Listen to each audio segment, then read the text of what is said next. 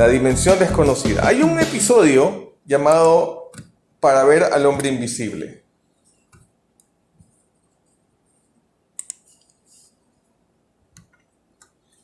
En este episodio sucede que en un entorno futurista, donde, o sea, hablando, recuerden que estábamos en los años 80 y se veía como que en el mundo había unas especies como de cápsulas, no eran cápsulas, eran como unas, digamos, eran como pelotas de fútbol americano, ¿no? Que andaban por el aire y que eran como especie de policías, con cámaras, y que eran los que controlaban el orden y toda la cosa. Entonces, la historia inicia con un hombre que es condenado por un delito. No recuerdo cuál delito. Mi buena memoria no llega a tanto. Pero recuerdo que el hombre había sido condenado por un delito. Entonces, y lo sientan en una especie, y al principio parece que lo van a ejecutar, ¿no? Porque parece como que está en una especie de silla eléctrica. Y sin embargo, lo que hacen es que le ponen un aparato, así que parecía como esas que usaban antes, no sé si lo usan todavía, para las mujeres metían la cabeza ahí, ¿ya? Para que el cabello, creo que es una secadora. Sí, que parecía un casco ahí, ¿no? ¿Ya? Le ponen una especie como así, como de casco, pero un poco más moderno, así más aerodinámico, tipo casco de bicicleta, ¿ya? Se lo ponían y al momento que le sacaban le quedaba una marca en la frente con una protuberancia y que esa marca, entonces y él se ve, no tenía como en realidad feo, ¿no? Pero se veía pues en la frente una marca, ¿no? Entonces él dice, y eso es todo, o sea, esa es la gran condena, tener esa marca en la frente. Resulta que esa marca en la frente implicaba que él estaba condenado a un año a llevar eso. Y esa marca implicaba que él era lo que ellos llamaban un invisible. Toda la sociedad simplemente lo ignoraba. Estaba prohibido, y con riesgo obviamente de también tener algún tipo de condena, hablar con él. Y era así, o sea, él iba por la calle, hablaba y la gente simplemente lo ignoraba. No lo tomaba en cuenta en absoluto.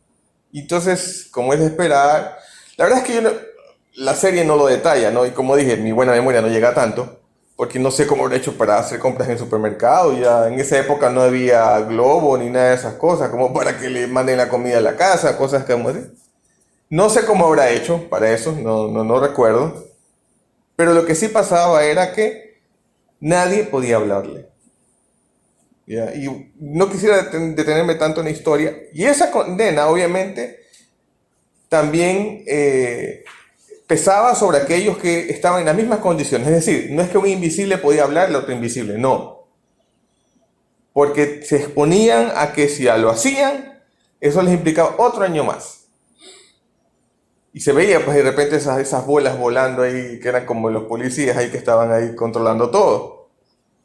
Realidad que en nuestros días no es tan distante, ¿no? Porque ya ahora con esto de los drones y toda la cosa, vemos que es bastante posible que se pueda llegar a una realidad de ese tipo. Y bueno, después del año se la sacan y se puede decir que la vida del hombre regresa a la normalidad, ¿no? Ante todo esto, yo me hago una pregunta, inspirado en esta historia. ¿Qué pasaría si nosotros tuviéramos una marca o un contador, así, no solo una marca, sino un contador que le diga al resto las veces que yo en el día me he ido en contra de los mandamientos de Dios y los pecados que he cometido? ¿Qué pasaría? Si así uno ve por la calle, ve, este es un pornógrafo, ve, el de acá, este es un mentiroso, cosas como esas.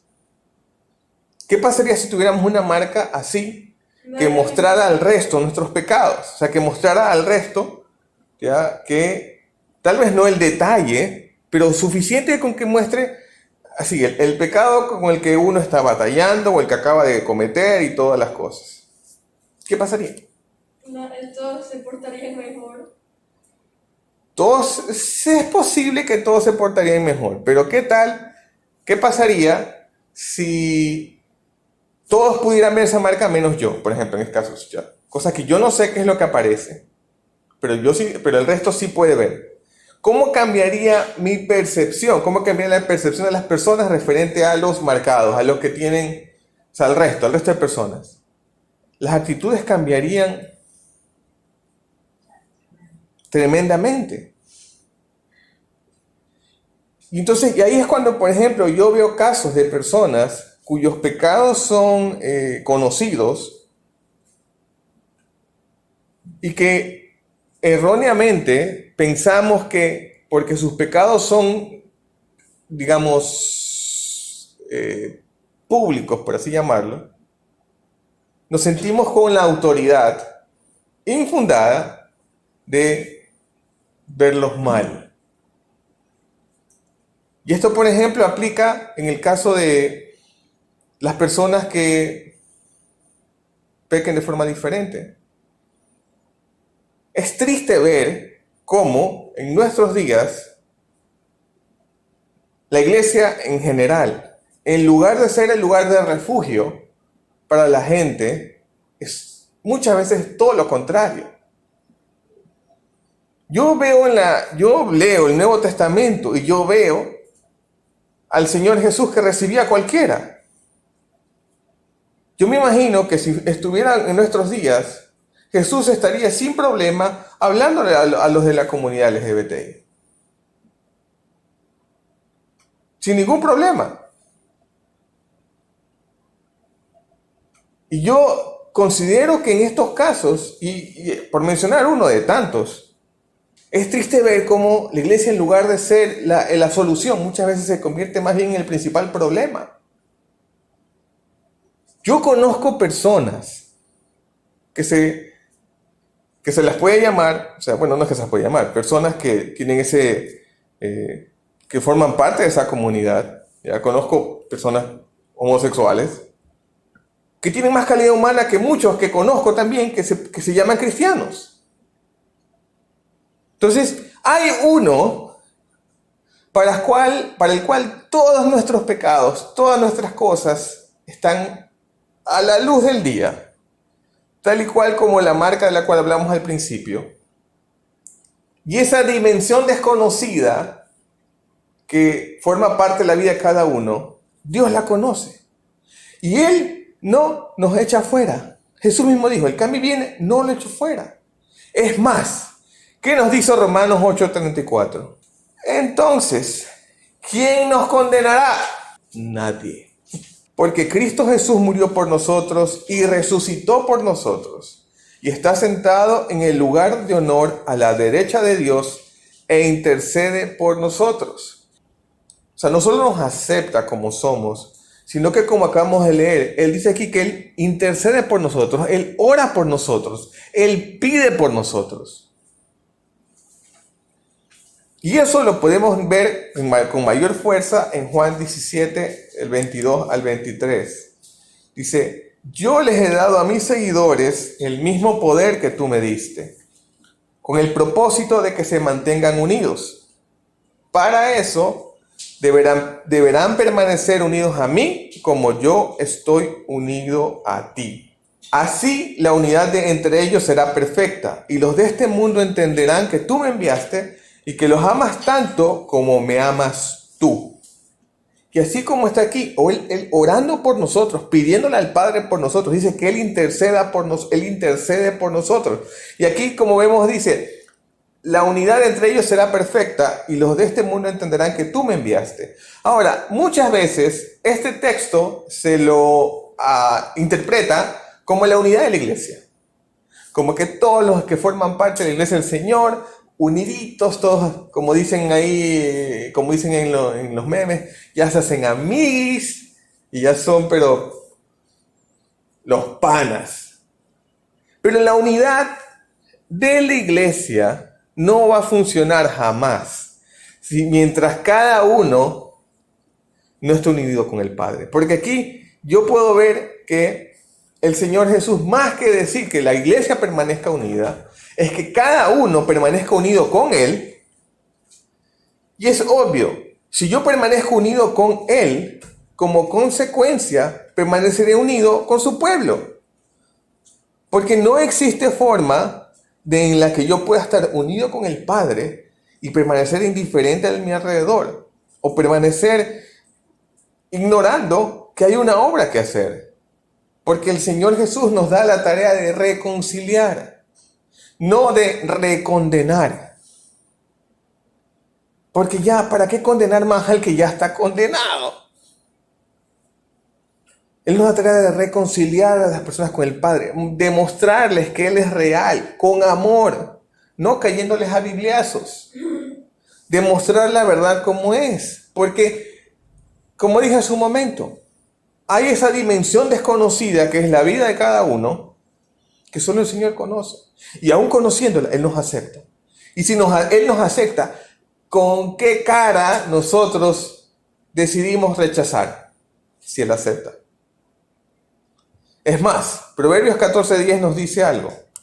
Cada corazón conoce su propia amargura y nadie más puede compartir totalmente su alegría.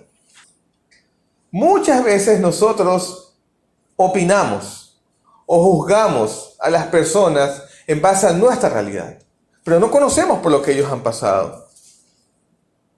Y es triste, inclusive algunos entendidos en cosas espirituales afirman que así como el VIH vino como consecuencia del pecado, de la lujuria del hombre, en el caso del COVID-19 vino como consecuencia del odio gratuito.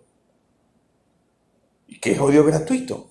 Es algo que es tan común en estos días. Personas que odian a otras personas que no les han hecho nada, con las cuales, es más, ni siquiera se conocen.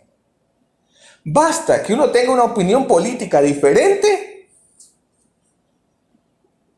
lo insultan, lo hacen pedazos, vierte su opinión en una red social y le caen encima, pero así como a piñata en los años 80, esas piñatas de barro que era pa. Basta que uno piense diferente en lo que sea, sea política, deportes, ni hablar. Que sí, que un equipo, que sí, que uno es el Barcelona, que Melec, que todo. ¿Ya? Como hace poco veía, inclusive en el caso de Argentina, Boca, River, todo. Esas cosas. Y el problema es que no solo es el hecho de que, ok, somos equipos contrarios, no somos, apoyamos a comunidades diferentes y ya. Pero el problema es que se odian, llegan a odiarse y con personas que ni siquiera se conocen. Familias se llegan a dividir. Amigos dejan de ser amigos simplemente porque apoyan a algún grupo político. Y el político, bien, gracias. Porque mientras más divididos permanezcan, para el mejor. Entonces, cada corazón conoce su propia amargura. Nosotros no podemos juzgar a las personas en base a lo que nosotros creemos que puede ser. Por eso que Dios conoce esa dimensión desconocida de la vida de cada uno y sin embargo nos acepta. Porque es verdad que el pecado no solo nos aleja de Dios, sino que también nos aleja de la mejor versión de nuestro propio futuro.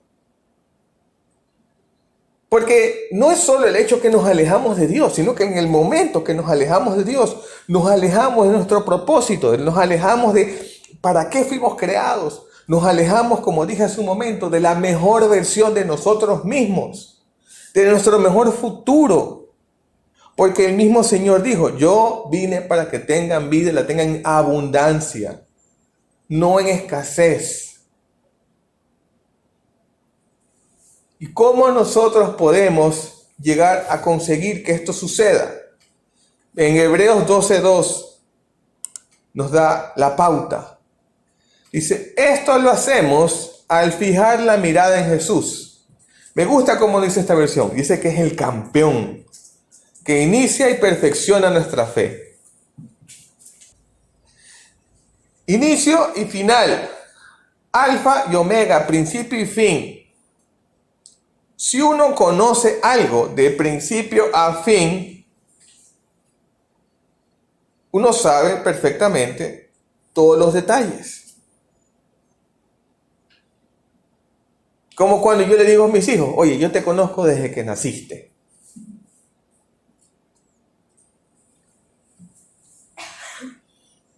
Principio y fin. Entonces, el Señor dice aquí, nosotros fijamos nuestra mirada en Él, nuestros ojos, nuestra meta, no en lo que está alrededor, no en las personas. Porque si nosotros fijamos nuestra mirada en Él, lo que va a pasar es que vamos a poder ver a las personas de forma diferente. No en virtud de sus pecados, no en virtud de sus errores, sino en virtud de que el mismo Señor Jesús, porque en este mismo versículo más adelante dice que debido al gozo que le esperaba, Jesús soportó la cruz. Y cómo a nosotros nos corresponde ver a las otras personas, así como hizo Jesús, porque el gozo que espera ver una vida renovada hace que en este momento soportemos, inclusive que nos soportemos mutuamente. Porque hacemos que a la larga, tal como pasó con Jesús, que soportó la vergüenza de la cruz y que ahora está en el lugar de honor, junto al Padre. Y eso precisamente es lo que nos corresponde hacer a nosotros, para poder reconciliar a las personas con Él. Entender que Él es el principio y el fin, conoce todos los detalles. Porque para esto es vital reconocer nuestros errores delante de Él. Porque en el momento que yo reconozco mis errores delante de Él, tengo que admitir que necesito de Él para mejorar. Pero si yo pienso que no tengo nada que cambiar, entonces ¿cómo voy a admitir que necesito de su gracia? Su sublime gracia. Me gusta hay un himno llamado Sublime Gracia, que creo que es el más común en lo que es el entorno estadounidense, o tal vez inclusive en todo el hemisferio norte, que se llama Sublime Gracia. Y este himno lo escribió John Newton, que fue esclavista. Pero llega el momento que él conoce a Jesús y su vida es transformada. Y él reconoce que fue su gracia la que le permitió a él transformar su vida. Reconocer delante de él sus errores y reconocer que necesitaba de su gracia, de su bendita gracia para ser transformado. Y es lo que nos toca hacer a nosotros cuando reconocemos nuestros errores delante de Él. Reconocer que necesitamos de su gracia, de aquello que no merecemos,